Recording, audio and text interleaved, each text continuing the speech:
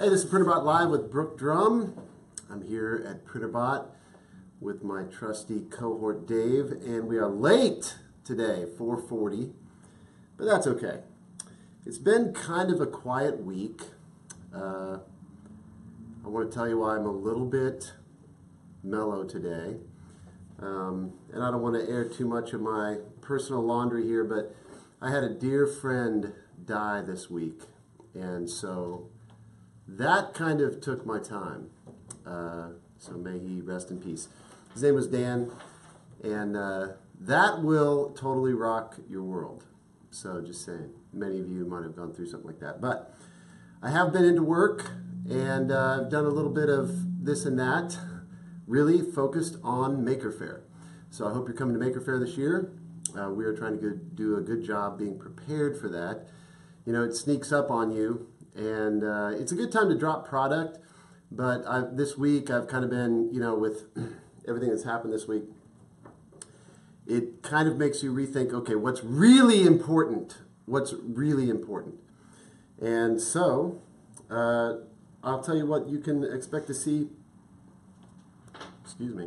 at Maker Faire. The first thing I want to do is make sure we do a good launch of this CNC. Now, it was in beta form, and it still is in beta form. I'm going to show you something else that we're working on that you can totally do with the beta kit. So that is live currently. We do have two more. I believe it's two. Is that right, Dave? The PBCNC? I think we have two more kits that we could sell of the PBCNC. Now, these are the PBCNC, really beefy machines, just a little bit different form factor. But if you're looking at getting into CNC, putting a machine in your garage, that is still a solid choice. And that unit, I think, is for, you know, like close out at $500 or something like that.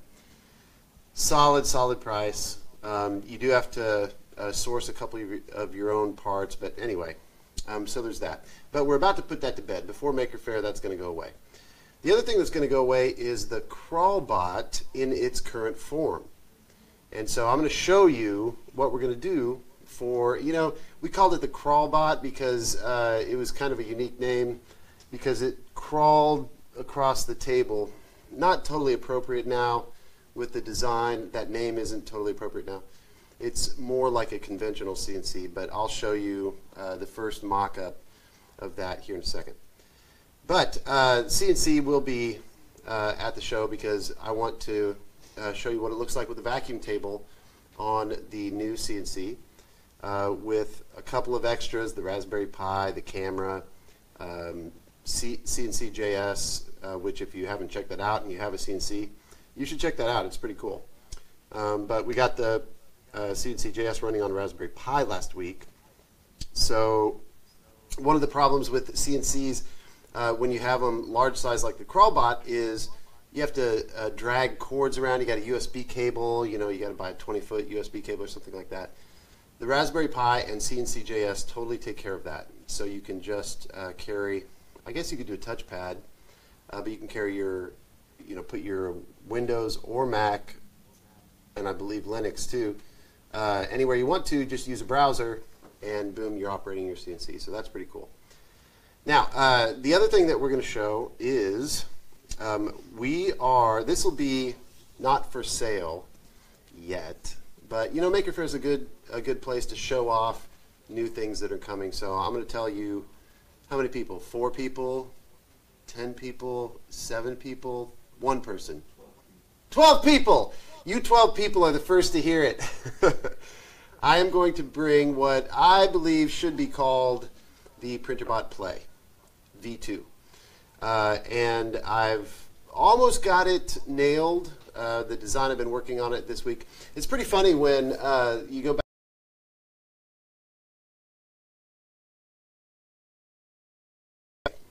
And so Steve, who was my engineer at the time, he's no longer with us. Mark is doing our work now.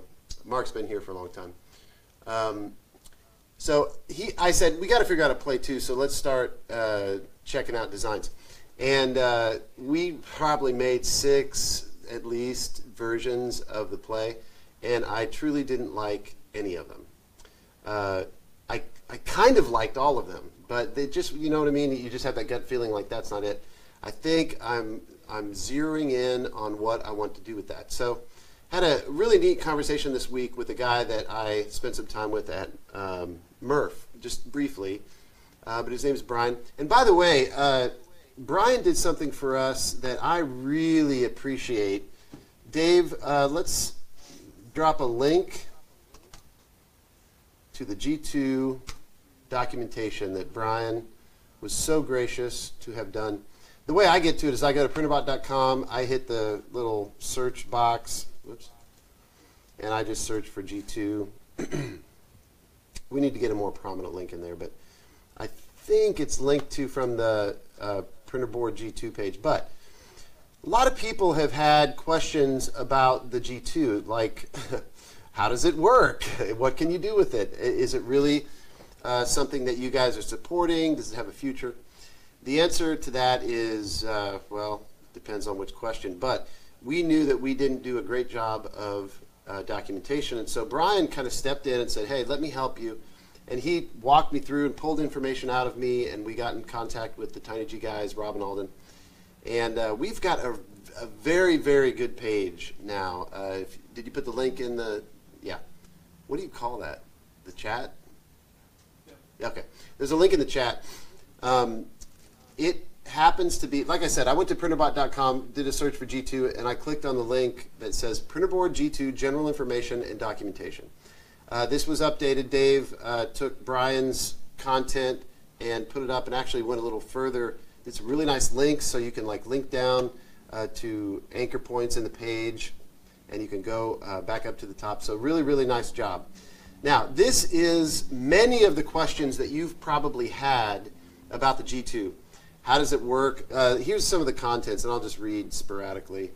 How to configure your software in Cura and Octoprint. A lot of people have questions about Octoprint and the G2. The G2 board versus legacy printer boards, the comparison between the two. What else do we have here that's kind of interesting? Common configuration options, like if you did if you have a 4-start lead screw, how to set your lead screw settings, gear head extruder settings, or really any extruder. Let's see, what else?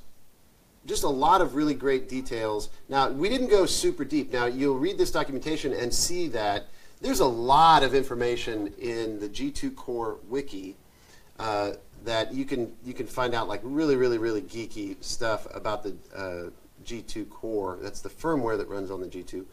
But the interesting thing about the G2, now this is the board that powers our Simple Pro. And our Simple Pro, you know, talking with Brian, he's probably watching, but it was a great conversation because it made me think about a couple of key questions. And these are questions that I want to start working on, or these are issues that I want to start working on now and try to do a good job at Maker Faire answering these questions. The questions are these. Who is Printrbot, right? I just said right. I hate it when people do that. You don't have to agree with me. You could say wrong. No, I reject that question. But it's an important question, like who we are as a company. You guys watch me. If you watch me every week, you know I'm a certain personality, and that means that we're a certain type of company, perhaps very different than other 3D printer companies. But that's okay. It's okay to be me, and it's okay for Printrbot to be who Printrbot is. But we do have to do a great job of answering the question, who is our audience for each of our products? So that's what I've been thinking a lot about. Now, this G2 is on a printer that's very, very different than the rest of our printers. And I think this is where some of the rub has come when it comes to what are you doing with the G2? You know, I've had, you know, makers traditionally, our main audience.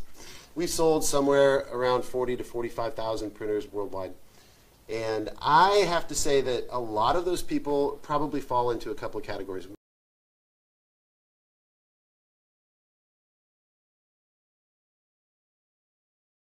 Enthusiasts. They're like not really seeking, they're not like my neighbor. My neighbor's Al. he likes technology. He owns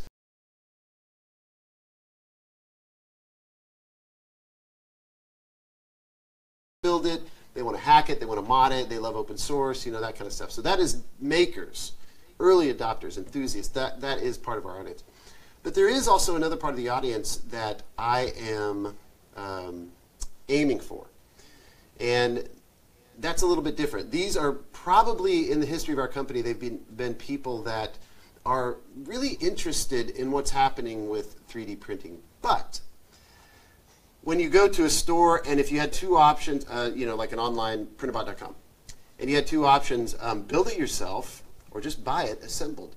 I'm talking about the other type of people, not the makers that like kits and stuff, but I'm talking about people that they just want to get it and use it. Now, they may have expendable income. It's not really a socio-economic thing, but because there are cheap printers out there that you can buy assembled, Amazon, and you know, there's a bunch of Chinese stuff. But they're interested enough to kind of be on the leading edge, find out a little bit about it. They're not going to have a new hobby necessarily. They're just going to check it out. We've had those folks too. Now, some teachers are actually in that category. So I'll pick on my sister for a second. My sister's Tia. She's a teacher, has been for years. She's extremely smart. She's great. She actually got like a minor in technology. So she's got her master's. And she teaches high school kids. I hope it's high school kids. What does she teach, Dave? Do you know? Tia? Maybe it's 8th grade. 7th? I don't. Tia, I'm sorry. But anyway, she teaches kids. And she's supposed to know all about technology. Well, I sent her a printer, and this was a couple years ago.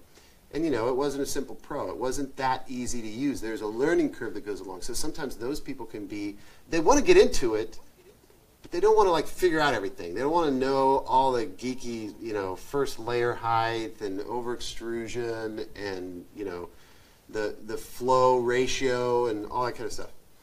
They just want to like get a printer and use it and introduce it to kids and like get high fives for like, hey, I did it! You know, we're using 3D printers. Nobody else can say that, or few people can say that. So those are the two kind of camps that I have without even trying. I'm just, you know, like I said, being me. I'm a hacker, but I love education, and I love people that are interested in hearing me talk about, you know, new stuff that's coming, technology and whatnot. So those are our two camps. But as the market starts to, well, it's already been very, very difficult in the market lately. There's been 3D printer companies just dying, going belly up. You know, I talked to other CEOs, and they're like, oh, yeah, it's been a tough year. Some are doing very, very, very well. If they have a product that is aimed at professional. So, for instance, Ultimaker, doing very well. Form Labs, I'm looking at my Form Lab printer right there. I got the Kickstarter edition. I got it out the other day. I'm going to tell you about it. But she's not working right now, so I got to fix it somehow. But Form Lab just today, in fact, I didn't tell you this, Dave, they just got $30 million in round C funding.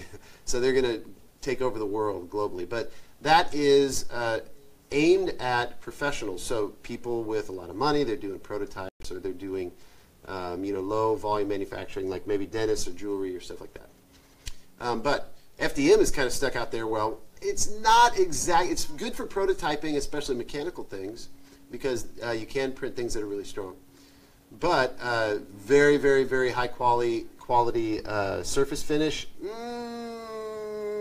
It's a little bit, you know, you show somebody a print that you're really proud of, and you're like, look at this print. And they're like, hey, when are the lines when are you going to be able to do like smooth? And it's a little disappointing. So while we've come a long way, we're not, you know, we're not the printers that people choose in manufacturing to make really slick products that they can sell right off the shelf. So you got to know who your audience is. You got to know where your machines, where the product that you sell, where it's targeting. And that just makes things a lot easier. So let me explain a couple things that have been on my mind. And you're helping me. I do this. Dave knows this. I process out loud, and so sometimes I say things I probably shouldn't say because it kind of shows my butt crack a little bit. Like, he doesn't really know exactly what he's doing. Sometimes that's very true. But for Maker Faire, I know what's true. The CNC is targeted at makers. Okay? So the Crawlbot, targeted at makers. These are not consumer products. They're never going to appear in Lowe's. These are kits. These are for people that are okay with the learning curve. Now, some schools may have people in them, teachers there, that are totally fine. They are makers. They're totally fine with like figuring stuff out, the learning curve on, say, Fusion 360, which you'll really need to make your own designs and do CNC projects. These CNCs are good for wood, but if you wanted to push it and go into metal, you got to be very careful. Now you can break things. So this is targeted at makers. It's not a consumer type of a thing. And since I said the word consumer, I want to explain to you that there is no consumer 3D printer. It doesn't exist. There are printers that are easier to use. And I actually really do believe this, that the Simple Pro is, it's called Pro. So, I'm actually, I don't know if I should say this out loud, Dave, but I'm going to. I'm actually thinking about dropping the Pro on that line, or that printer, because it's sort of a mixed message. It's not for professionals per se. It is simple in that it is aimed at consumers. It's aimed at people in that second group that I said, they're interested in finding out what 3D printing is about. They don't want to learn a bunch of jargon. They don't want to download open source software. They just want to use it. And if you can use it on your phone or an iPad or something like that, even better. It needs to be reliable. There's a swipe touchscreen. It's very easy. Now, you do have to have Wi-Fi, a good Wi-Fi signal, right? I said it again! There needs to be like a drinking game where when I say right, just take a drink. Anyway, by the way, last week I know we had some audio issues. My fault, but I gave Dave strict instructions this week. How we doing? As far as I know, good. Okay, as far as I know, good. Tell Dave how we're doing on audio. If I screw up the audio, I told him, just stop me and help me fix it. All right. Anyway, there are no real consumer 3D printers yet, but we're getting closer. We're doing a great job. There's a bunch of companies that are really doing a good job at making it a little easier, just baby steps until we get to where they're very reliable. You don't have to know that much to operate them. And that aha moment when that thing is printed and you're using it, or you're showing people, or you're kind of getting your head around what's possible, those moments can come very, very quickly and easily, and that's when we'll get to a consumer 3D printer. I remember when my mom and dad got their first microwave, and it was like magic. I just couldn't understand it. I remember popping popcorn on the stove. Did you ever get those? They were filled with grease and aluminum pans with a crappy handle. And when they'd pop, they'd and blow up. I thought that's how you made popcorn. That was it. And it took a while. You put this bag in the microwave and you got popcorn. It was magic. So that moment where you use a 3D printer and it's like, whoa, that is crazy. If that comes easy and it's not a struggle and you don't return your printer or call or try to call here, you're not going to be able to call here. Or email one of us this isn't what you said it was. We got to get past that. But I do have a printer that is aimed at those type of people, consumers. And we need to get better with it. We need to improve some things that are not as friendly as they could be. The reliability, the resolution is fantastic. If you've got good Wi-Fi, while some of the processes are a little slow, we're gonna work on the cloud software. We are working on it, and we're gonna get better. So we will be there at Maker Faire with a CNC for makers, our 3D printer for consumers or newbies. And there is then the Play that I mentioned. So the Play is for makers. Now, the reason I want the Play to be for makers is we're Printrbot. We're a 3D printer company. And in the past, I've had all these printers, and I line them up on the table, and it's way too many. Well, the Play is going to be the printer for makers.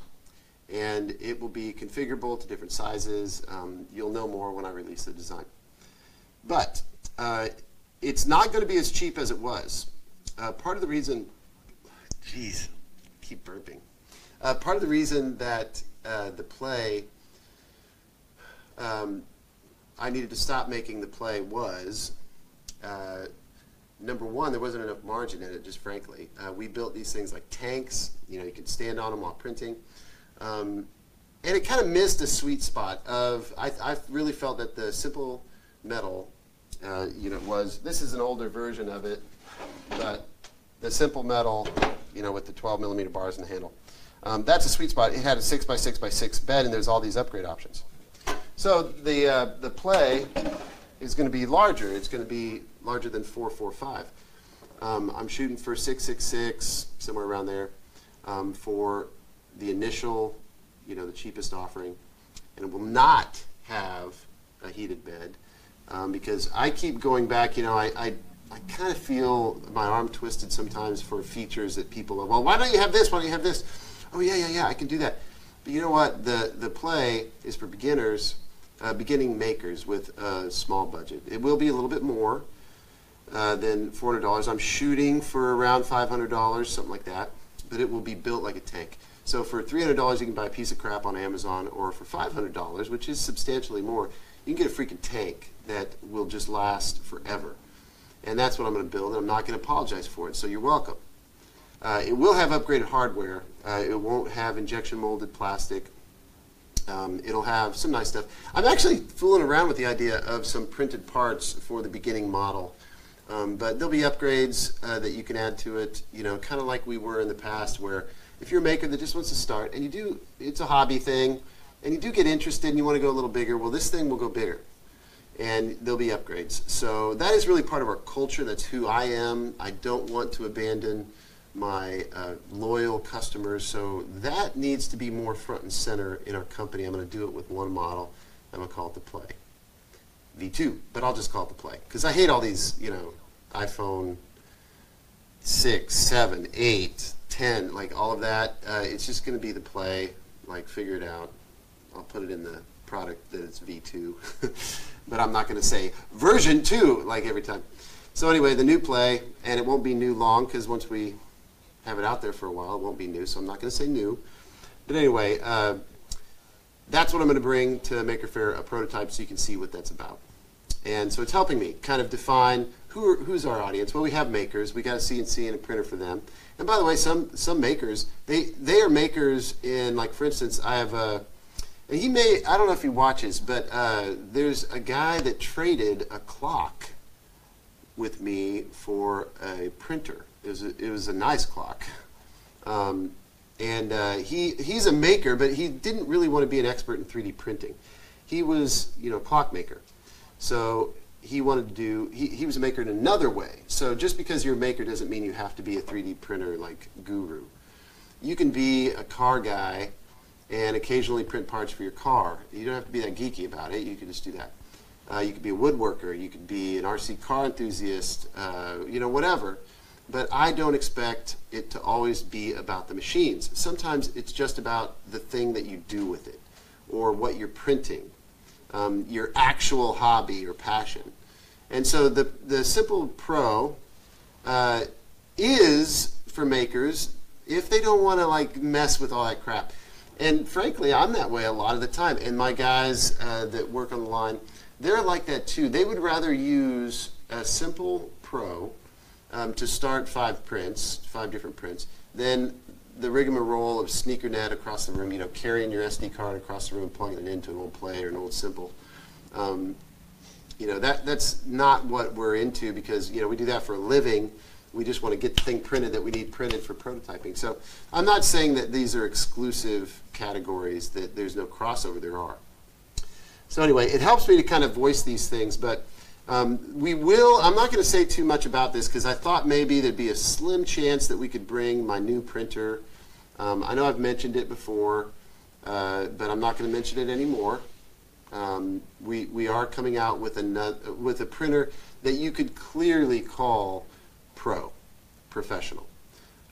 It is something that would sit on the desk of a designer or something like that. But that's going to take a little bit longer. There's a lot involved in this one, and that will release this year, but we won't be ready for Maker Faire. So I'm going to show you the fun little beta project, the Play. I'm going to show you the CNCs. I'm going to show you our Simple Pro, and we're going to bring a few projects. Before I go on, I always like to mention that ask your questions now, people, because when I'm ready to go, I'm ready to go. All right, so it's 5:05. Let's try to wrap this up in 10, Dave. Give me the high and the sign when we're about 10 minutes from now. All right, so I did want to tell you this. This was really interesting. I didn't share it with you last week. I went to the dentist. I got 2 root canals. And that is painful. But I got a great dentist. Now, this dentist has become a friend, and I always inquire about the technology involved wherever I'm at. I just am that guy. I ask questions. And while this was like, I don't know where it got all the black crap on it, but it was in my bag or in my car or something. So ignore the black. But this is an actual scan of my mouth. Now, the reason that one tooth looks so crazy is before this was a scan after he had ground that one tooth down that he did a root canal on. Let's see, which side am I? It's on the top, on this side.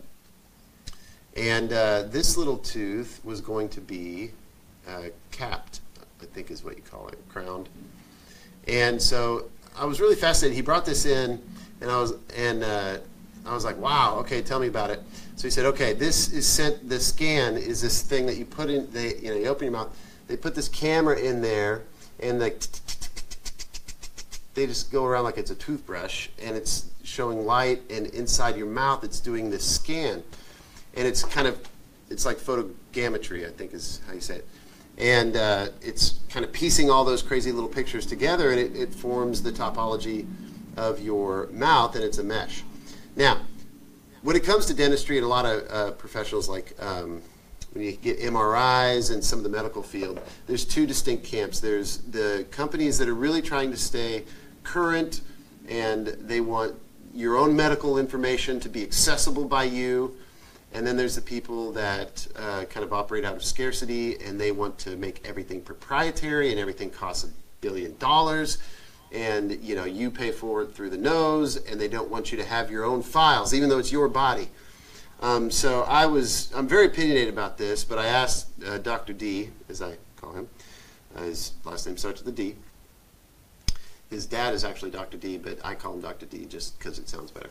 But anyway, Dr. D said, you know what? I was really interested in, when I set up my office, he's pretty young, high tech everywhere. I mean, everything's high tech. It's crazy. I got a pano scan. I got scans inside my mouth, multiples.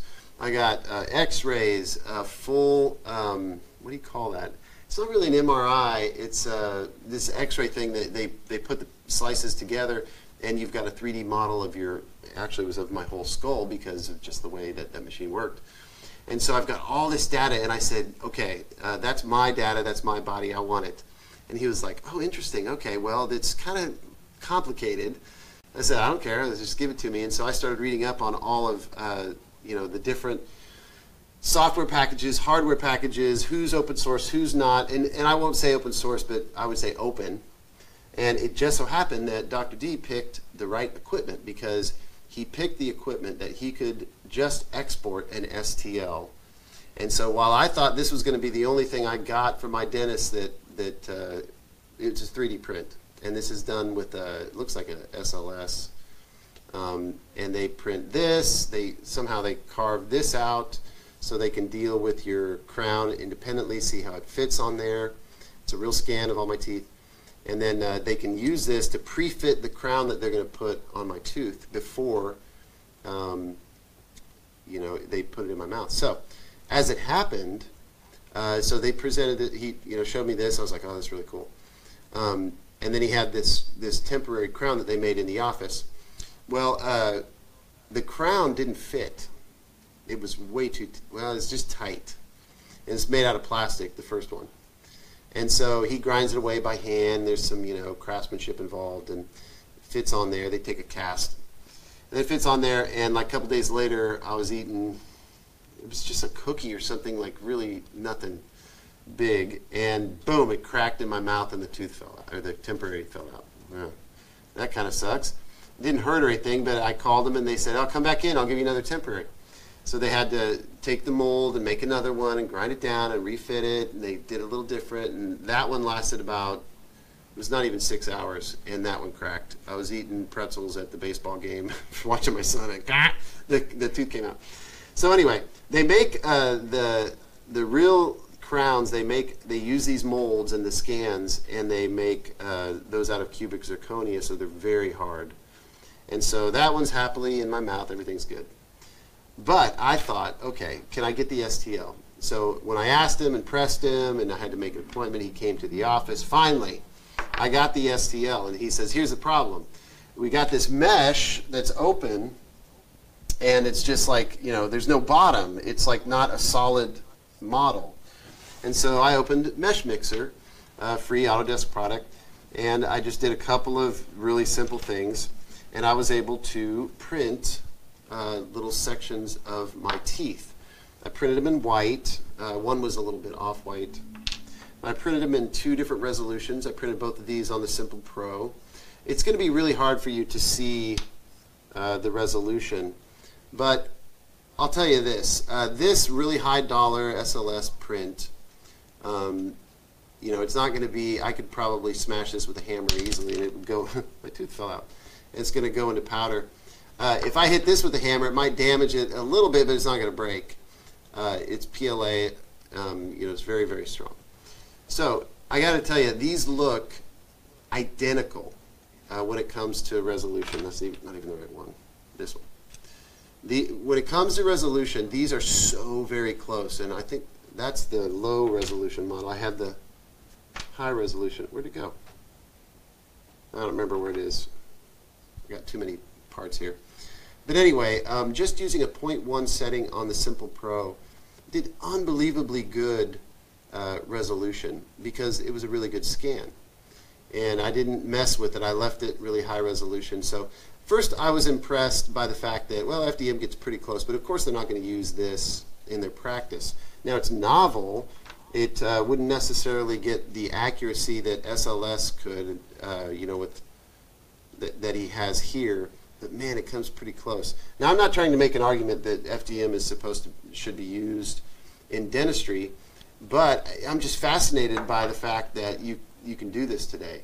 That you could scan, get a scan from your dentist of your own teeth, and I have read articles where, you know, a guy made his own. He was in dental school, but he made his own Invisaligners and stuff. I'm not promoting that, but it was one of those dreams I had. I've always wanted to have scans. Because I've had x-rays, and I did have one MRI on my knee, and because it crosses a passion of mine, I thought, well, are these files accessible and can I print them? The answer is yes, if your doctor made good choices. So anyway, I know it's kind of a really weird thing, but I wanted to show you that. I thought it was pretty cool. I still have yet to piece together the file of my skull, but I'd love to print that as well. The deal is this. That is a somewhat proprietary technology, but this dentist online, actually, I think he spent his own money, and he made an online, oh, we got some questions?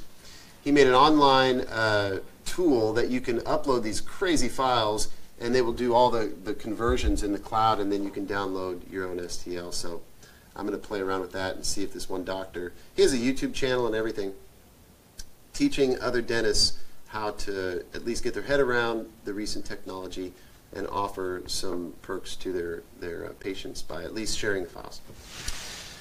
All right, more Printrbot.cloud teasers. Here's a couple questions. The Printrbot.cloud is under construction right now. That doesn't mean that it's not going to work for you. We have the server in place. We make a copy of it over here for private use, and we start hammering on it.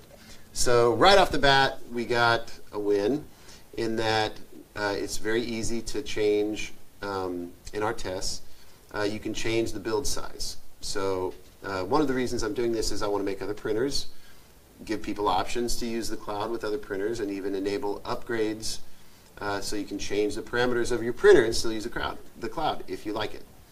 So the cloud teaser. So we have printed successfully, but as we went up in nozzle size, we saw that we had a problem. And so the programmer's already done a couple of other passes, fixing some bugs.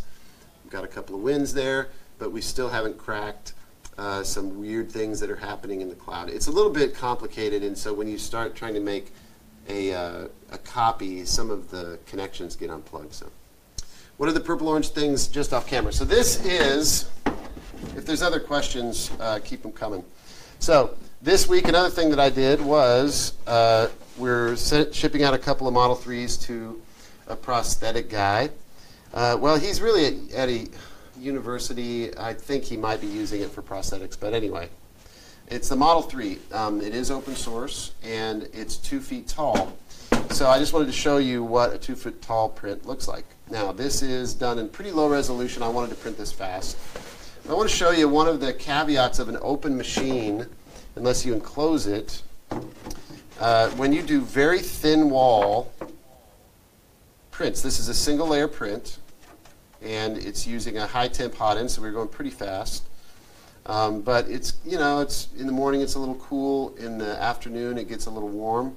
And so these temper differences, when you do a corner like this, the corner's real straight, but these get a cool at a different rate, these edges. So you end up with this waviness. It's like concave on the inside. It's just PLA, so it'll probably break here in a second. But anyway, so I was looking at that. It looked really neat when it started, and I was like, oh, that'll be cool. But I was like, just stop it. It's warping too much. That's a bad example. But at least it shows you when you're doing very large prints, you have new challenges. So the next thing we did, I said, listen, one way to solve this is don't have large flat areas. So we did a spiral vase print that is hollow, and it's a little bit taller. I let it go a little further, but it was about, 18 inches or something like that. And when you put these facets on it, it's kind of like bending metal or bending paper. It gets stronger when you put bends in it. And so this, tessellation or whatever you want to call it, you can download these online. They're kind of nice to see. You can check your Z wobble if you have any. This one's really pretty good. And we were printing this quite fast, so, but not as fast. Actually, this was only about 60. So it wasn't that fast. But I wanted to go a little faster with this one. So when you go faster, you start to pick up artifacts in your print, and this color might show them a little better. You can see what looks like Z-wobble. It's not Z-wobble. I'm going so fast that it's picking up the variance in the way the layers cool. And so you get kind of a surface texture that's linear, because it's going around like this and it's cooling at different rates, and it just kind of happens in cools to a certain temperature, and then the part behind it cools, and so on and so forth. But I'm really happy with how this printer's performing. That's the full 2 foot. This actually went to completion, parked itself. That's 24 inches, actually just shy. So this is a bed that is 18 by 12 by 2 feet. So I wanted to show those off. I'm printing a wing. If you remember, a couple years ago I was working on an H1 racer, and I've always wanted to finish that, but I used the Big E to start it, and I don't have it anymore because I gave it to a hackerspace. So I downsized it 60%, and I'm printing a wing. So the wing will be, one wing will be almost 2 feet. And it's large flat surfaces, so we tried that first, and it was all warped like this one. So I said, cut that out. We're going to do one at 5% infill, and it's turning out okay, but we're going probably twice as fast or 50% faster. So we'll see how that works. Well, I'm just going to make one plug. This week, we've already started today. If you go to makesea.com, there's the coolest thing. I bought this model, and I paid for the design files as well. Well, I paid for it a couple years ago or a year ago, and then I forgot where I put the files. So I bought it again today. 25 bucks if you want both. I think it's 10 bucks if you want just the STL files to print. It's non-commercial, by the way, so I'm not selling this. This is just a hobby. So I've got 4 kits in here. I've got large magnets, very, very strong magnets. This is the 600 watt. I got the axle. I don't know if you call it the axle. The axle, magnet wire, all sorts of bushings and clamps. This makes a very large 600 watt electric motor. It's a I think it's a BDLC, a brushless. But the Halbach orientation of the magnets make it very strong, and you can 3D print the whole thing and then add the magnets. So it's a very beefy motor. I mean, it's something like that you could put on your bike and like go pretty fast, fast enough. So look for that next week, and I recommend you go buy those files, Make See. This was actually a gift, but I bought the files twice. Anyway, he's a cool guy. I think his name's Chris over there. Last thing I want to show you, if there aren't any other questions, Dave, will anything be for sale at Maker Faire? You can come and get T-shirts. We will have hot ends there. I'll bring the small stuff that's easy to carry, but we're not going to have the whole store there. There are some kits that I want to bring, but there might just be some surprises. I might just bring a smattering of things. So if you do want us to bring something that you know I already have for sale, yeah, just ask us. And you know, a lot of these printers are in big boxes, and they're heavy, and a lot of people don't like to carry them around. So we're really focusing on smalls things this year. So yeah, there'll be some stuff for sale, but mainly we'll be drawing attention to our product. Any other questions? Okay, here's what it looks like. This is the rough mock-up of the Printrbot successor. So Dave, can you pull the camera around and let me just explain this, and then we'll go. Okay, I've taken longer than I thought. So when I think about you know, the successor to the Printrbot, there were several things that I wanted to fix on the Printrbot. Number one, it rode on inline skate wheels. And while that was novel, it had some racking issues if you weren't very, very careful. It also used just belts, and you know, you got to make sure the sawdust kind of stays out of your way. All problems that if you go slow and pay attention and are always there for the cuts, it was fine. It was, how much was that? Printrbot, $4,000, nothing to sneeze at. So I thought, well, I could simplify this thing, and this is really just a large version of our kit that we're getting ready, our all-in-one kit. Right now it's the bare bones. And it's not even tightened down, it's still loose, but we just mocked this up. So this is what it will look like if you just elongate all of the rails for a bigger size. Now, why did we pick this size? You can see that it's not as big as, can you see me okay, Dave? Okay. You can see that it's not as big as the Printrbot. So I used to say you can build this vacuum table, and it was gargantuan. And you can use the Printrbot, and you can lay down a 4x8 sheet of plywood. And I never used it like that, really, a couple of times. But you couldn't get that through a door very easily. This came right through the door. It's using, on fastech.com, you can buy this rail. It's a 1.5 inch by 3 inch rail, and it only comes in 72, easily comes in 72, you know, so 6 feet, 72 inches long. So I've limited this mock-up to 72 inches long, because if you were to order 73 inches long, there's a limit. I don't know what the limit is exactly, but they've chosen to do this because you got to put it in a box, you have to package it, and the box ends up being a little longer, and so you can't, you have to order by freight if you go longer. So who wants to get 10-foot poles? So I actually think this is a nice, now yes, we're going to put it on a table, but I think this is a nice size. This actually cuts to the edge, about 1 inch from the edge of a 4x8 sheet of plywood. And then you can either rip it down the back or let it hang off. This is a pretty nice size. And it's very, very strong. I mean, this isn't even tightened down, but you know, these bearings are, it's an exercise equipment. So I can pull an elf right now. Anyway, this is going to be great. So we're just going to put the existing kit on the larger frame. We will sell the kit as an not all-in-one kit, but for a customizable kit without this rail. If you want to make some weird size, go for it. I'm not going to sell weird sizes. I'm going to sell one small size, and I have decided on the size for that. is going to be 24 inches by 18 inches. A little bigger than we were planning, but I decided that's the size. That's the size. 24 by 18 inches on the small one, and then we will put this one up, and we can get these in the mail to you. So this could also be an all-in-one kit, and that was really what was holding me up. So we're going to build this up, cut on it, do some projects, show you what we're doing. Not bringing it to Maker Faire, it's too big.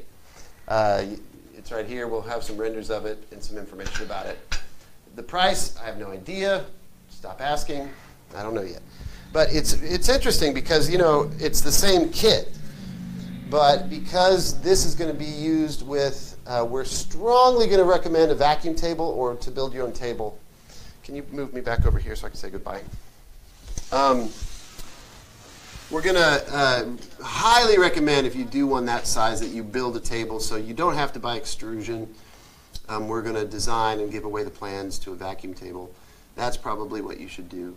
It won't take up tons of room in your garage, but it'll take up a pretty good amount. So I think 2 sizes is enough, and a kit that you can buy your own extrusion and make it any size you want. So that's the news. All right, that's pretty much it, really. That's what I got. So have a great weekend, guys. As Maker Faire gets closer, I'll get more and more organized. But I'm looking forward to being with people and enjoying getting ready for it, too. Just kind of, it's a clarifying thing, as I'm sure you can tell from all my yapping. Have a great weekend. Happy printing.